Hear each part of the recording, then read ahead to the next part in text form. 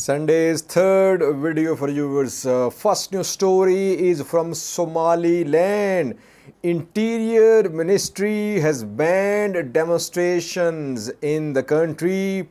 48 hours ago, two opposition parties submitted a letter of protest with Ministry of Interior requesting permission for a protest against Musi Bahi Abdi, President of Somaliland. But Interior Ministry has banned all protests. Why did it ban protests? Second news story is from Amhara region of Ethiopia, viewers, where we know that a military campaign, disarmament campaign against Fano militia is underway. Administrator of a zone of Amhara region has been fired from his posting. Who is this person? Why was he fired? He seems to be the first casualty of this operation against Fano. Third news story is from Oromia region of Ethiopia. We have a clip for you showing new recruits of Oromo Liberation Army.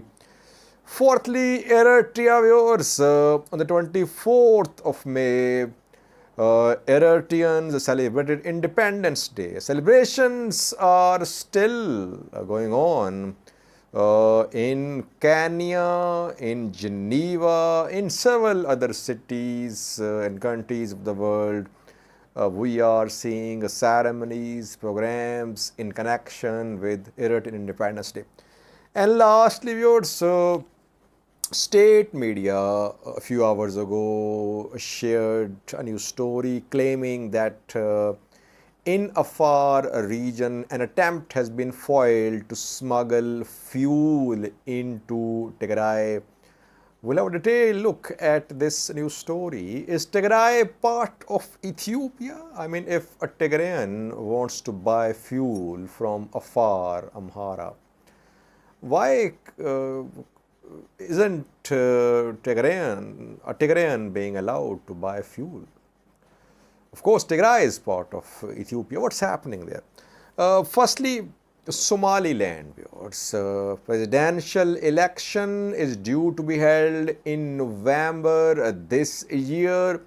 Before that, serious disagreements are emerging between the government and the opposition. 2 days ago, opposition parties Wadani and UCID and Wadani protested. They submitted a letter of protest to Somaliland's Interior Ministry. They wanted to publicly protest against Musi Bahi Abdi, Somaliland's president. They say that Somaliland President Musi Bahi Abdi is not sincere. He is obstructing electoral process. He wants to delay upcoming presidential election.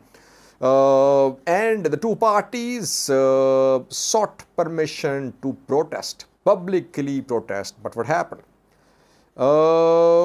Kahin is Interior Minister of Somaliland.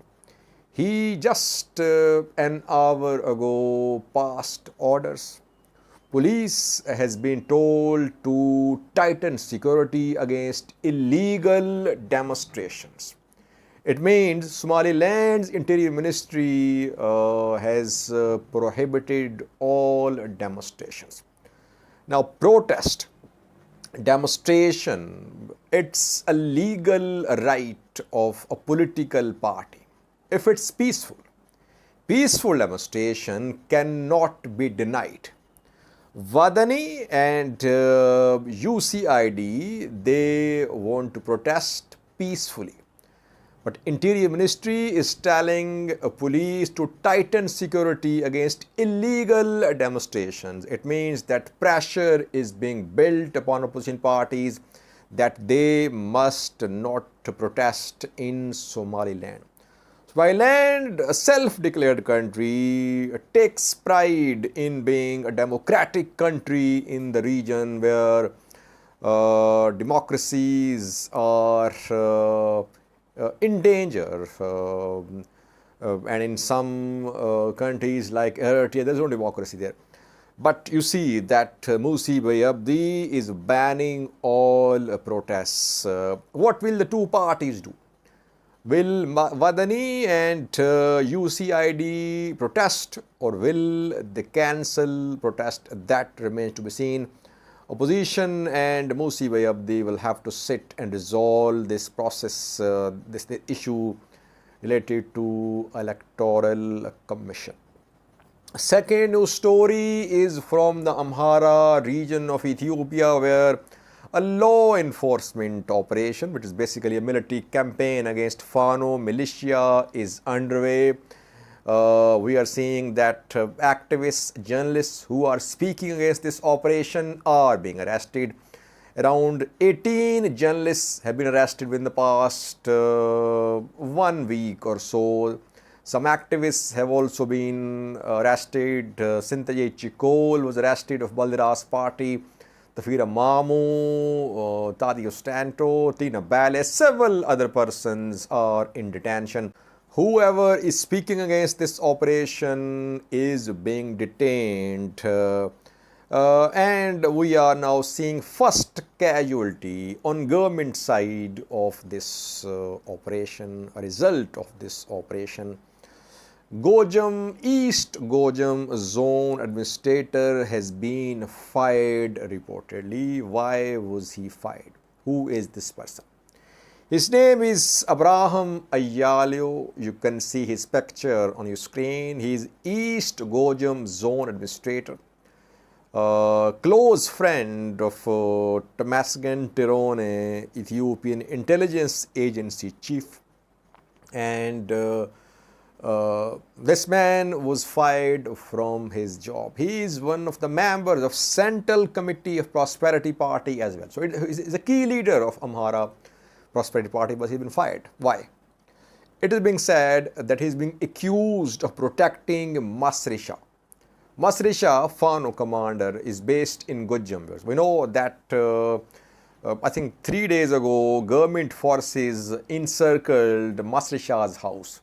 Before that, they encircled Zamine Kasi's house as well. Both have not been arrested so far. It is being said that Abraham Ayalio prevented Masrisha's arrest. Information was leaked. Information was provided to Masrisha that he should escape, which he did. So he is being charged with helping Masrisha in escaping. That is why he has been fired reportedly, though not officially announced, but we have learned from some persons, some officials on condition of anonymity. They have confirmed that Abraham Ayalio has been stopped from working. He's being accused of backing Fano commanders. A third news story is from Oromia. OLA is recruiting, trainings are underway. We have a video clip for you which is from Western Oromia. I think it's from Valaga. A new batch of recruits has completed its training. People say, Sajid, you don't talk about crimes committed by OLA. Well, I don't think I have left any story related to OLA uncovered. All protests against OLA were covered on this channel. All accusations against OLA were covered on this channel. That is what I can do. Just give me one example. When state media reported a crime committed by OLA, I did not cover it. I always cover whatever happens in Oromia regarding OLA's activities, whatever they are doing there. Watch this clip. It's from Valaga. OLA's new recruits can be seen in the next news story.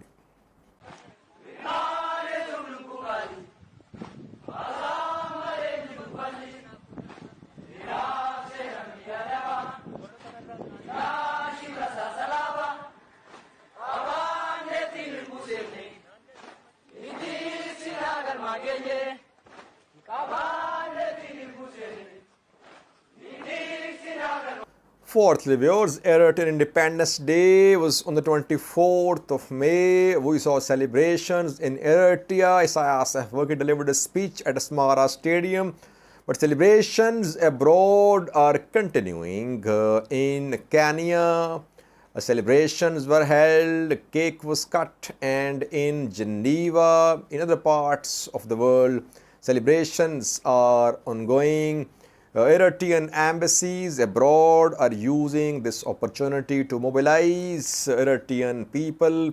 Eritrea relies heavily on foreign remittance. Eritrean economy relies heavily on money sent by Eritreans to Eritrean government, and some say that they send a fixed amount to Eritrean government as well. In a separate video, we'll have a detailed look at this claim as well. Watch two video clips. The first one is from Nairobi, Kenya. Eritrean ambassador to Kenya and Eritreans living in Kenya were part of celebration there. And second clip is from Geneva.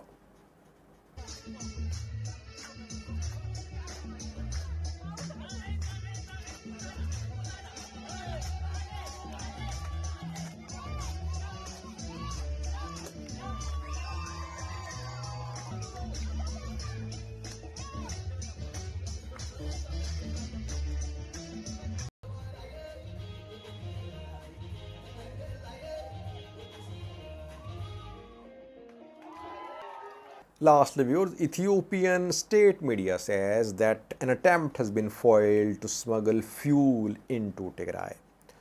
It is being claimed that 3,800 liters of fuel were hidden under bridges and bushes outside Samra town in Afar. A vehicle was being used to smuggle fuel into Tigray, but the fuel was recovered and 3 persons have been arrested. Now, whatever is happening close to Tigray, it is being blamed on Tigray, like recovery of cash, that it was meant for Tigray, like recovery of fuel, that it was meant for Tigray. Secondly, if a common Tigrayan wants to buy a few liters of oil, does he have the right to buy this fuel or not? Just a few liters of oil. Should you ban it? And should you say it's smuggling? Aren't Tigrayans part of Ethiopia? So I think that if government wants to ensure that no fuel reaches TDF, yes, government can say that it's justified because TDF is planning another military offensive. That's why it wants to restrict fuel supplies to TDF. But if a common Tigrayan living in border area of Tigray, Afar, Tigray, Amhara, if he or she wants to buy just 1, 2, 3 liters of oil, should you ban it? Should you prohibit them from buying this fuel? And if someone sells a few liters of oil to people living in border areas, would you say it's smuggling of fuel? Thank you for watching.